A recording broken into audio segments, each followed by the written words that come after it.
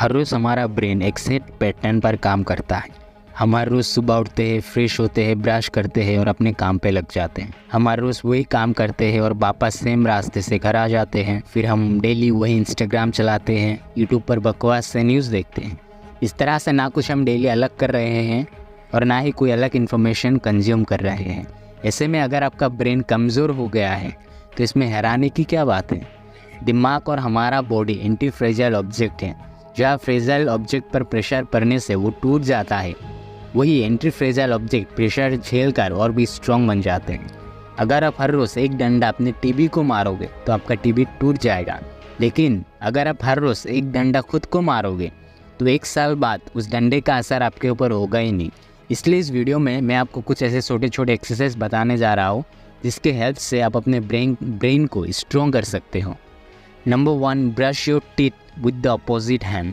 हम में से हर कोई ऑलमोस्ट सुबह उठकर सबसे पहले ब्रश करता है। इसी से आपकी हर दिन की पैटर्न की शुरुआत होता है।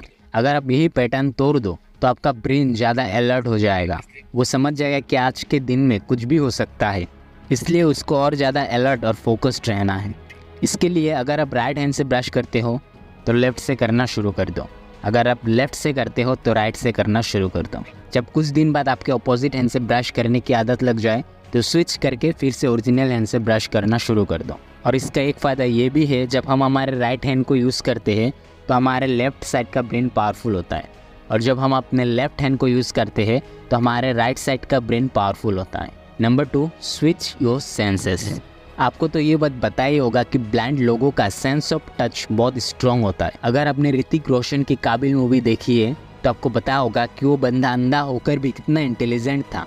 वो नोट की साइज़ को फील कर कर ये बता देता कि ये नोट 10 की है या 100 की है। उसके घर पर सब कुछ एक स्पेसिफिक डिस्टेंस की दूरी पर रखा हुआ था। उसके सुनने की एबिलिटी भी काफ़ी स्ट्रॉन्ग थी।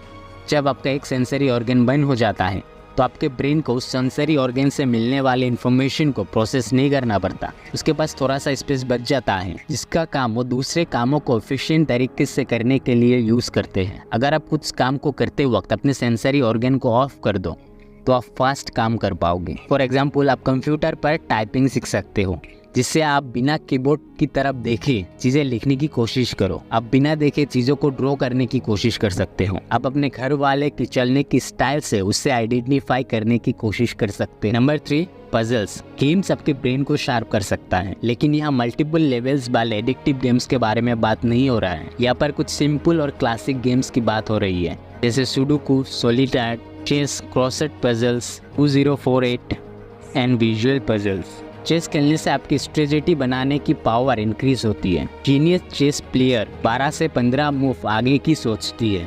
इसका मतलब वो ये जानता है कि अगली 12 चाल आप क्या चलोगे, वो क्या चलेंगे, और उनकी चाल देखकर आप फिर से क्या चलोगे। इस तरह से वो आपको फंसाने की लंबी प्लान्स बना पाते हैं। अगर आपकी भी इस तरह से long term thinking ability develop हो जाए तो आप भी लॉन्ग टर्म प्लान्स बना सकते हो। फ्यूचर में आने वाली प्रॉब्लम को प्रेजेंट में देखकर उसका सल्यूशन निकाल सकते हो। Number 4, the switching game. अब मैं आपको 3 गेम्स बताने जा रहा हूँ जिसके हेल्प से आप अपने ब्रेन को शार्प बना सकते हो। पहला है OVK। अपने लेफ्ट हैंड से ओके का साइन बनाओ और राइट से विक्ट्री का। इसके बाद आप अपने राइट से ओके का साइन बनाओ और लेफ्ट से विक्ट्री का। इसी काम को 10 बार रिपीट करो। The circle triangle game. अपने लेफ्ट हैंड से हवा में एक सर्कल बनाओ और राइट हैंड से एक ट्राइंगल। कोशिश करो कि ये दोनों शेप परफेक्ट रहे, वो भी एक साथ। ये सुनने में जितना इजी लगता है असल में उतना है नहीं। एक बार आप लेफ्ट से सर्कल और राइट से ट्राइंगल बनाने में कामयाब हो जाओ तो फिर स्विच करके अपने राइट से हवा में सर्कल बनाओ और लेफ्ट से ट्राइंगल बनाओ। Try to write with both hands. आपको 3 इडियट का वायरस तो याद ही होगा, जिसने अपने ब्रेन को ऐसे ट्रेन कर लिया था जिससे वो दोनों हाथ से लिख सकता था। आप भी दोनों हाथों से एक साथ लिखने की कोशिश करो। एक बार आपको दोनों हाथों से एक साथ लिखना आ जाए देन आप दोनों हाथों से कुछ ड्रॉ करने की कोशिश करो। इस वीडियो का 5th point, give up the technology. आपने कुछ वेटर्स को देखा होगा जो कस्टमर की ऑर्डर लेने के लिए नोट्स का यूज़ नहीं करते। उन्हें सारे 8 कस्टमर्स के ऑर्डर्स याद होते हैं, वो सही टेबल पर सही ऑर्डर पहुंचाते हैं। लेकिन हम में से बहुत लोग छोटे छोटे काम के लिए भी टेक्नोलॉजी का यूज़ करते हैं। हम 17 को 34 से मल्टीप्लाई करने के लिए भी कैलकुलेटर का यूज़ करते हैं। शॉपिंग लिस्ट की चीज़ को याद करने के बजाय उन्हें अपने फ़ोन में सेव करके रखते हैं। हमें अपने घर के किसी का भी फ़ोन नंबर याद नहीं रहता। हम इवेंट्स को भी याद रखने के लिए रिमाइंडर्स का यूज़ करते हैं। तो हो सके तो इन छोटे छोटे काम को अपने ब्रेन पावर को यूज़ करके करने की कोशिश करो। सबसे पहले आप अपने लाइफ के 5 इंपॉर्टेंट लोगों के नंबर को याद कर लो। इसके बाद जब भी आप नेक्स्ट टाइम शॉपिंग करने के लिए जाओ तो आप लिस्ट ना बनाकर चीज़ें याद करने की कोशिश करो। लिस्ट याद रखने के लिए मैं आपको कुछ टिप्स देता हूँ। हर लिस्ट के आइटम को कुछ कैटेगरीज में बांट दो।